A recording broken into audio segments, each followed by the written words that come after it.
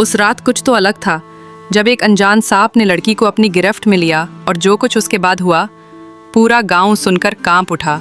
ये कहानी है मोहब्बत, जुनून और एक ऐसे राज की जिस पर यकीन करना मुश्किल है लेकिन भूल पाना नामुमकिन। सरिया एक खूबसूरत मगर तन्हा लड़की थी। वो अपने वालिदैन के इंतकाल के बाद अपने चचा के साथ एक गांव में रहती थी। गांव के किनारे एक घिना और पुरअसरार जंगल था जहां लोग जाने से कतराते थे। वो कहानियां सुनाते थे कि इस जंगल में कोई साया रहता है, कोई ऐसा जो इंसान नहीं। एक दिन शाम के वक्त जब सरिया दरिया के किनारे पानी भरने गई, अचानक एक ज़ख्मी सांप उसके पाँव के करीब तड़पता हुआ मिला। वो खौफज़दा ज़रूर हुई मगर उसकी आंखों में कुछ ऐसा दुख था कि सरिया का दिल पसीज गया। उसने डर के बावजूद उसे एक कपड़े में लपेट कर घर ले आई और एक पुरानी मिट्टी की हांडी में उसे रख कर उसका ज़ख्म साफ़ किया। रात के वक्त सरिया को एक अजीब ख्वाब आया। एक आदमी जो कहता है, मेरी जान तुमने बचाई है, अब मेरा दिल भी तुम्हारा है। सुबह जब वो जागी तो सांप हांडी में नहीं था मगर हांडी के पास एक चांदी की अंगूठी रखी थी। अस्ता सरिया के दिल में हलचल थी। वो बार बार अंगूठी को देखती, छुपाती और फिर निकाल कर सोचती कि आखिर ये सब क्या है।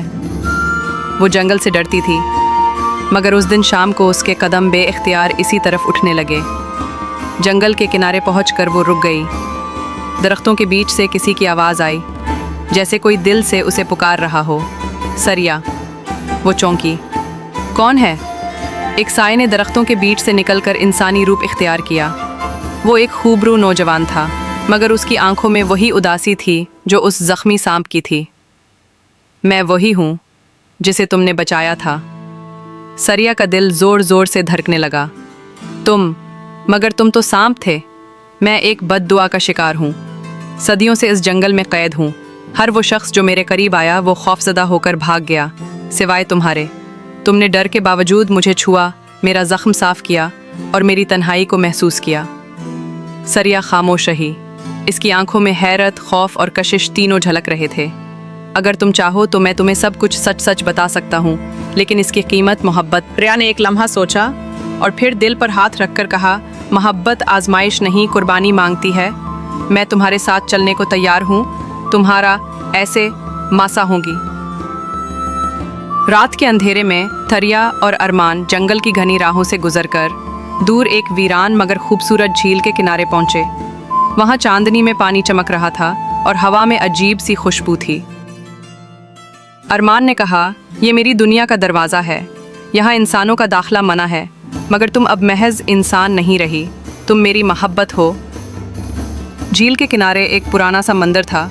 अरमान ने उसकी चौखट पर बैठकर कहा, यही वो जगह है जहाँ मुझे बद्दुआ मिली थी। अगर तुम यहाँ एक रात मेरे साथ गुजारो तो शायद ये बद्दुआ हमेशा के लिए ख़त्म हो जाए। थरिया ने हाथ थाम कर कहा, अगर ये तुम्हें निजात देता है तो मैं ज़िंदगी भर ये रात गुजार सकती हूँ।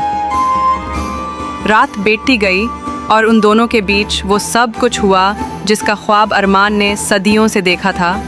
मोहब्बत, करबत और वो लम्स जिसमें तकदीर बदलाने की। अरमान ने एक बुलंद चीख मारी और उसका बदन एक लम्हे को रोशनी में तब्दील हुआ। वो अब मुकम्मल इंसान बन चुका था। तरिया ने कहा, क्या अब हम एक साथ हमेशा के लिए रह सकते हैं?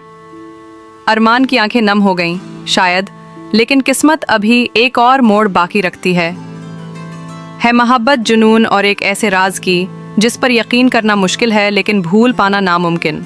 तरिया और अरमान की गैर मौजूदगी ने पूरे गांव में कहराम मचा दिया। चाची ने गांव के बुजुर्गों को इकट्ठा किया। वो लड़की हमारे गांव की इज्जत थी और अब किसी जिनाती मखलूक के साथ भाग गई है। अगर हमने कुछ न किया तो ये नहूसत सब पर आ जाएगी।